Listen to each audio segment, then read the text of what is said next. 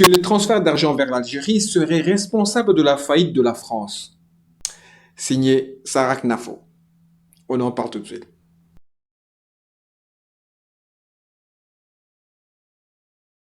Bonjour les amis, où que tu sois dans le monde, mon ami, je te passe mon bonjour. J'espère que vous allez bien les amis. Les amis, petite modification les amis. Donc, boulot oblige. Donc à partir d'aujourd'hui, on va faire une vidéo le lundi et une vidéo le vendredi. Voilà. Donc comme ça, vous savez déjà que c'est lundi et vendredi qu'on va sortir les vidéos. Bon, c'est juste une histoire d'organisation. Donc, comme vous savez tous, nous les Africains, on aime bien envoyer de l'argent à nos familles en Afrique. Ce qui est un peu normal. Mais je veux dire, nous les Africains, pas spécialement nous, mais je veux dire, on est plus, enfin, on est un peu les gens qui le font le plus souvent. Mais je suis sûr que les autres pays le font aussi. Donc, sinon Western Union aurait déjà fait faillite. Donc, les amis, pour les quelques euros qu'on envoie à nos familles en Afrique, tu as des personnes comme Sarah Knafo qui viennent te dire qu'il faut geler cet argent-là parce que c'est de l'argent qui sort du pays. Quatrièmement, c'est pas fini, les transferts de fonds. L'année dernière, on estime que 2 milliards d'euros ont été officiellement envoyés de la diaspora française vers l'Algérie. C'est-à-dire sans compter le marché noir, je vais y venir. Il faut comprendre que ces 2 milliards d'euros, c'est de l'argent qui a été perçu en France, soit par des salaires, soit par des aides sociales, mais qui seront dépensés en Algérie. Ils ne seront ni consommés, ni investis dans l'économie française. C'est-à-dire que c'est 400 millions d'euros de TVA perdus à tout jamais pour les finances publiques françaises. Mais ce n'est pas tout. Et là, c'est sans doute le plus révoltant sur cette affaire. J'ai appris que ces envois d'argent à l'étranger étaient défiscalisés sur l'impôt sur le revenu. Donc par exemple, si un Algérien envoie de l'argent à sa famille en Algérie, il peut le défiscaliser de son impôt sur le revenu. C'est donc clairement une incitation à envoyer de l'argent hors de France pour payer moins d'impôts. Oui, vous avez bien compris. L'État français est à l'os, mais il finance lui-même la fuite des capitaux français à l'étranger. C'est de l'argent qui amène la France à la ruine. C'est comme je vous le dis, France de fou. C'est comme ça que j'appelle les vidéos maintenant. Bon, on va prendre quelques chiffres. Mettons un peu les choses au clair. En 2024, les transferts officiels de la diaspora algérienne, par exemple, je prends l'Algérie, parce qu'elle a visé les Algériens. Le problème, c'est parce que c'est parce que les Algériens, ils sont tellement en train de leur foutre dans la tranche, que évidemment, maintenant, ils essayent de trouver des moyens, en fait, pour dire que voilà, on va forcer la main à l'Algérie. Donc, en fait, tous ces gens-là, ils essayent de donner des leçons à la Macronie pour leur dire que vous ne faites pas très bien votre travail parce que regardez, il y a ceci, il y a cela que vous pouvez faire qui pourrait porter un coup à l'Algérie.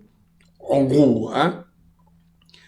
Donc, les chiffres officiels en 2024 de la diaspora algérienne vers l'Algérie s'élèvent à 1,94 milliard de dollars, en dollars. J'ai checké ça, ils ont mis ça en dollars. Bon, vous changez en euros. Hein. Bon. Mais il faut ajouter à cela le marché informel. Okay? Donc on atteint environ 6 à 8 milliards d'euros envoyés chaque année vers l'Algérie.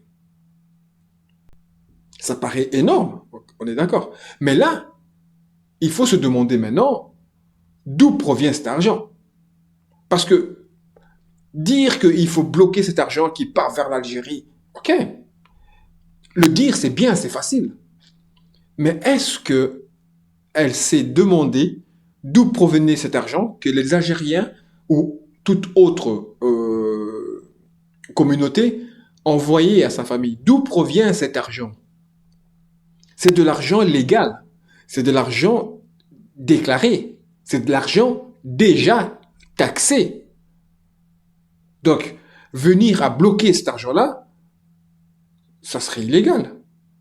Parce que cet argent-là ne vient pas d'une pochette surprise. C'est pas un cadeau. C'est pas un cadeau que l'État français donne aux Algériens chaque année ou chaque mois. Et les Algériens de cet argent-là, qu'elle dit elle-même, parce qu'elle dit que cet argent-là n'est pas fiscalisé. Mais Cet argent, c'est pas de l'argent que les Algériens reçoivent gratuitement de l'État français et qui envoient directement en Algérie. Si c'était le cas, je serais en partie d'accord avec elle. Mais c'est pas le cas. C'est pas du tout le cas. L'argent transféré à l'étranger n'est pas taxé à la sortie. D'accord? C'est quand moi, je vais à Western Union, j'envoie l'argent, je paye les frais de Western Union, mais cet argent-là qui part au Congo n'est pas taxé. D'accord? Mais cet argent que j'envoie provient de mes revenus légaux. Mes revenus légaux, ils sont déjà fiscalisés. Mon salaire, certains leur retraite, les commerçants, leurs bénéfices commerciaux, les pensionnés, leurs pensions versées après des années de travail. Bref, de l'argent qui a déjà enrichi l'État français. Je vous dis, c'est un France de fou, je vous dis. Avant même que cet argent quitte le pays, avant même que l'Algérien envoie de l'argent en Algérie, cet argent a déjà été fiscalisé ici. Cet argent a déjà été taxé. Avec cet argent, il a déjà payé la sécurité sociale, les taxes, tout ce qu'on doit payer ici, il a déjà payé, l'État a déjà bouffé, l'État a déjà pris, il a déjà mangé, il a déjà bien goûté ton argent. Donc, ce qui te reste maintenant, et tu retires encore un peu, tu envoies à ta famille. Et c'est là qu'elle te dit, mais cet argent-là n'est pas fiscalisé. C'est normal, c'est au moment où j'envoie, elle n'est pas fiscalisée. Mais en amont, l'État français a déjà pris ce qu'il devait prendre. Donc, bloquer cet argent-là, ben pour moi, ça serait limite illégal. Même pas limite, c'est illégal. De quel droit? De quel droit? J'ai déjà tout payé. Pourquoi tu bloquerais ce qui me revient 100% de droit? Ce que l'État français a dit, voilà, ce qui reste là, c'est à toi. Tu fais ce que tu veux avec, c'est ton problème. Moi, j'ai déjà bouffé ce que je devais prendre. Le reste, c'est pour toi. Et là, tu me dis, mais non! Pour envoyer ça, c'est pas fiscal. Il faut encore qu'on te taxe au moment où tu l'envoies. Il y a Western Union qui prend déjà une partie. Allez, il faut pas déconner. Faut pas dire des bêtises comme ça, madame Nafo, là. Donc, bref, voilà. Donc, ce que je dis, c'est que cet argent-là a déjà enrichi l'État français avant même qu'il quitte le pays. Donc, avec ce qui reste, les gens aident leur famille. Et ça, Sarah Nafo veut bloquer. Elle est complètement tarée. Alors, c'est aussi simple aussi de dire ils envoient, il faut bloquer, il faut faire ceci, il faut cela. Tout ça pourquoi? Parce que un de vos ministres vous ridiculise à l'étranger. Parce que c'est pas les Algériens qui vous ridiculisent. Si. Mais à la base, c'est votre ministre qui sème. et après, vous récoltez, au fait. Voilà. Enfin, bref. Prenons le cas, il faut parler du contraire aussi. Parce qu'il faut parler aussi du commerçant d'origine algérienne. Qu'est-ce qu'il rapporte à la France? Il faut parler aussi de ces Algériens-là. Comparons ce que l'Algérien envoie en Algérie par rapport à ceux qui font rentrer en France.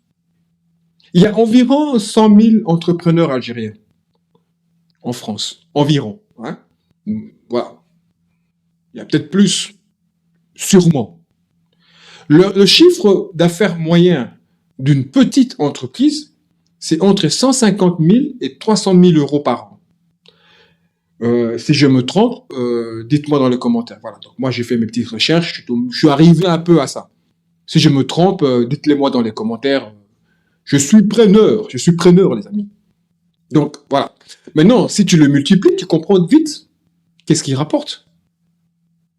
Et tu comprends que ces gens génèrent des milliards d'euros pour l'économie française. Chaque année, ils embauchent, ils consomment, ils payent des charges et ils investissent. Et malgré ça, on vient leur dire qu'ils ruinent la France.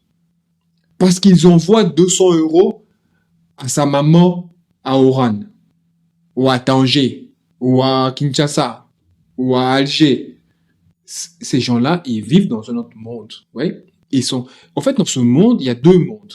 Il y a un monde où nous, on est là pour les nourrir, Et eux, ils sont là pour nous casser les burnes. Vous vous rendez compte? Franchement.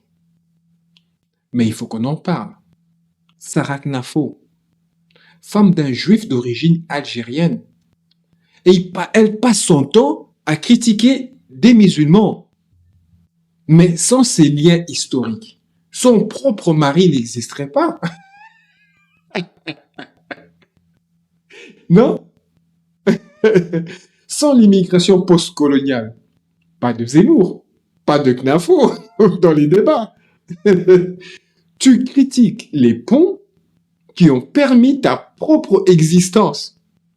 Là, tu es en train, elle passe son temps à critiquer les musulmans, enfin, tout ce qui est musulman.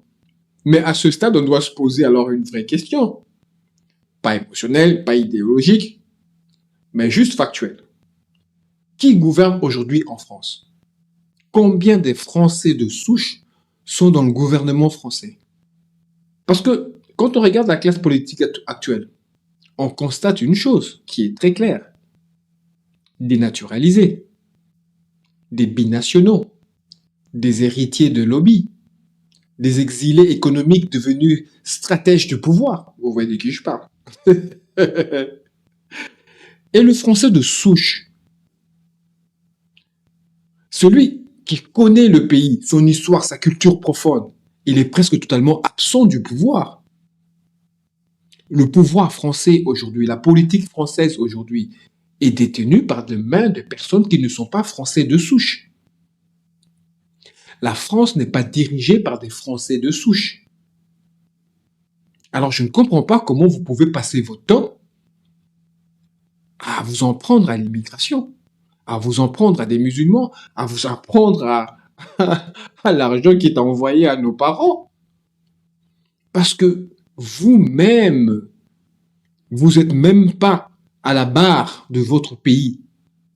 Je vous mets la vidéo.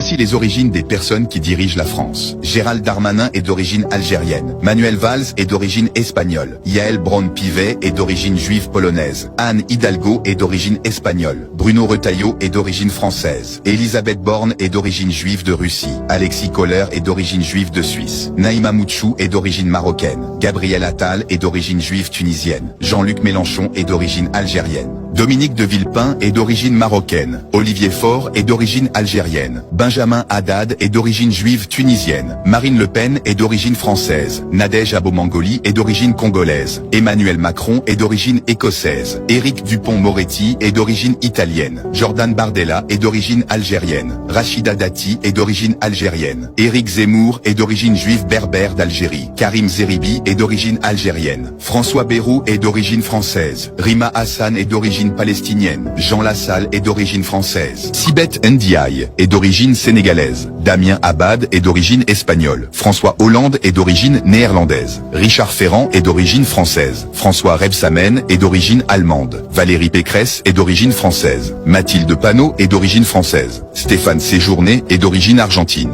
Valo Belkacem est d'origine marocaine. Et non, ce n'est pas du racisme. Ce n'est pas une attaque ethnique. Non, non, non, non, non, non, non. Ne le prenez pas comme ça. C'est juste un constat politique. Voilà. J'ai vu cette vidéo et j'ai pensé à ça. Ça m'a donné l'idée de faire cette vidéo. Parce que quand tu délègues la direction de ton pays à des gens qui n'ont même pas les attaches, pas même l'histoire, pas même l'héritage collectif, bah, tu te fais voler ton pays.